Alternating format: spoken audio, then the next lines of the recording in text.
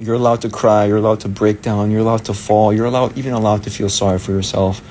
But you always have to pick yourself back up and keep going. You cannot allow yourself to be a victim. It's okay sometimes to feel that way. Sometimes to feel like the world is just against you. But whatever it is you're going through, you just have to remember that it's not your fault that it happened to you, but it is your responsibility to heal from it. You can't hold others accountable for your life and your problems. Ultimately, everything is on you to deal with. And it may suck, and it may not be fair, but having the mindset and blaming others and blaming this and blaming that and blaming the universe is not going to get you anywhere.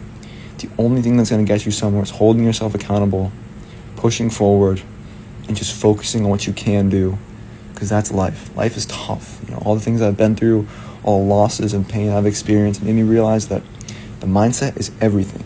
So have a positive mindset. Don't be a victim. Keep going. I love you.